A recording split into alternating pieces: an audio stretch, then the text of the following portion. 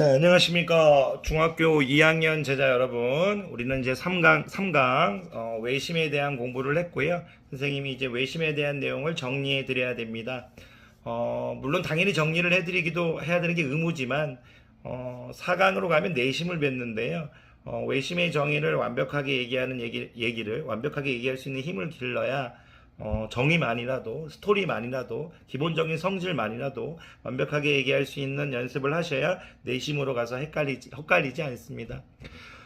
일단은 이제 제가 제자님들에게 외심으로 가기 전에 다각형의 외접원을 얘기할 수 있는 힘을 키워야 된다고 말씀드렸어요. 제자님들, 다각형의 외접원은 무엇입니까? 이렇게 물어보면 여러분들은 진짜 한치의 망설임도 없이 다각형이 모든 꼭지점이 원 위에 있을 때 그 원을 다각형의 외접원이라고 부른다. 그런 외접원의 중심이 외심인 거다. 이렇게 얘기할 수 있어야 돼요.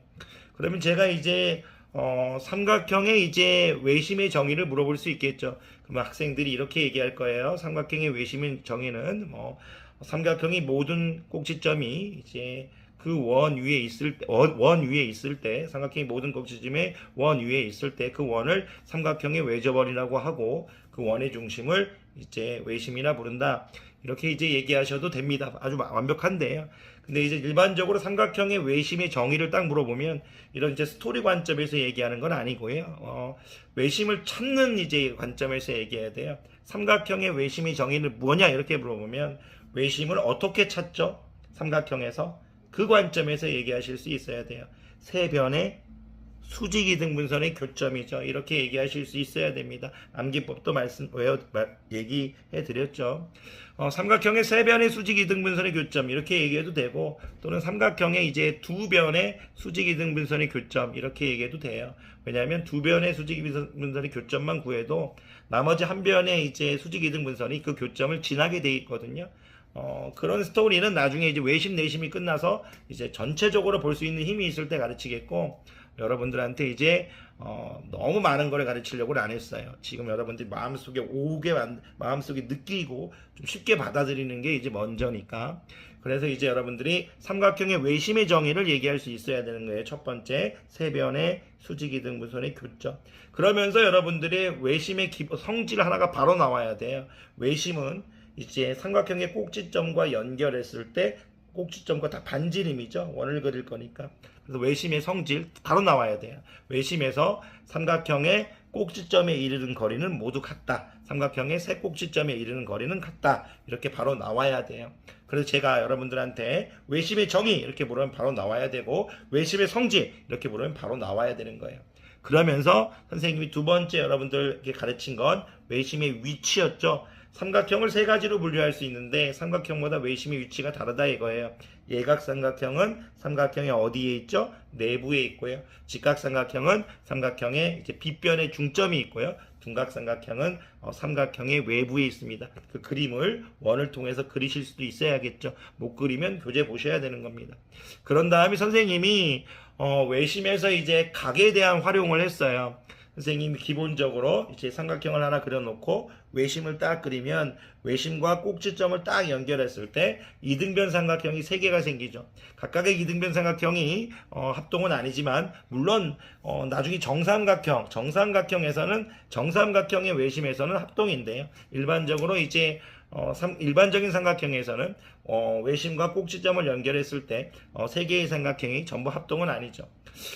이런 얘기를 통해서 여러분들이 가장 먼저 하셔야 될 건 뭐냐면, 일단 제가 어떤 삼각형을 주어졌을 때 외심을 하나 딱 찍어줬을 때 외심과 꼭지점을 연결하면 세 개의 삼각형이 나오잖아요. 이 세 개의 삼각형은 전부 무슨 삼각형이다? 이등변 삼각형이나 이런 말 나와야 되기 때문에 제가 이렇게 그려놓고 외심 찍고 딱 이렇게 꼭지점과 연결했을 때 세 개의 삼각형은 이등변 삼각형이죠.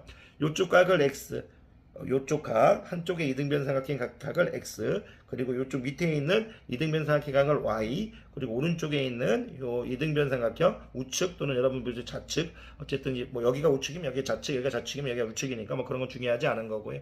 요쪽 삼각형의 각을 Z라고 놓으면 X 플러스 Y 플러스 Z는 몇이었죠? 각각의 이등변 삼각형에서 한 개씩 뽑아오는 거니까 x 플러스 y 플러스 z는 90도가 되겠죠. 이런 그림을 그릴 수 없으면 여러분들 좀 섭섭한 겁니다. 공부 안 하신 거예요. 선생님이 이렇게 너무 자세히 설명하지 않는 이유는 수업 시간에 완벽하게 했다고 생각합니다. 저는. 그리고 하나만 더 얘기하면 외심은 몇 배다? 선생님이 왜 이렇게 얘기했었죠. 뭐 이제 지역 얘기하면서 우리 외도 가지 말고 외도 가자 해서 외심은 2배다 이렇게 했었죠. 외심을 딱 찍어놓고 외심과 삼각형의 2개의 꼭지점이 이루는 각은 나머지 이제 각에 대해 2배라고 얘기했어요. 무슨 얘기냐면 외심이 주어지고 외심과 삼각형의 2 꼭지점이 연결해서 만든 각은 그 2개의 연결한 꼭지점을 제외한 2개의 꼭지점을 제외한 그 꼭지각 그 각의 몇 배다? 그 각의 몇 배다? 이제 2배라고 얘기했어요. 한 번만 더 얘기할게요. 외심이 딱 주어져 있고 외심과 삼각형의 2개의 꼭지점을 연결해서 만든 각은 나머지 이제 그 꼭지점 2개의 꼭지점을 제외한 나머지 꼭지점 그 꼭지점이 그 각의 몇 배다? 2배다 이렇게 얘기했어요. 그런 것들은 여러분들이 얘기하실 수 있어야 돼요.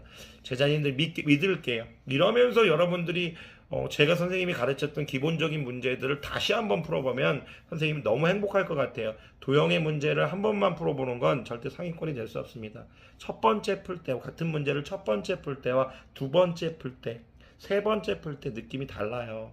3번 정도 푼다면 그 다음에 여러분들이 다른 교재를 풀어보는 게 좋아요. 도형만큼은 다른 뭐 도형이 아닐 때 한 2번 정도 풀어보라고 해요. 중학교는 도형은 한 3번 풀어보셔야 돼요. 물론 고등학교 땐 도형이든 도형이 아니든 하나의 문제는 한번 3번, 4번 푸는 건 뭐 당연한 거겠죠. 자, 강의 듣느라 고생 많으셨습니다.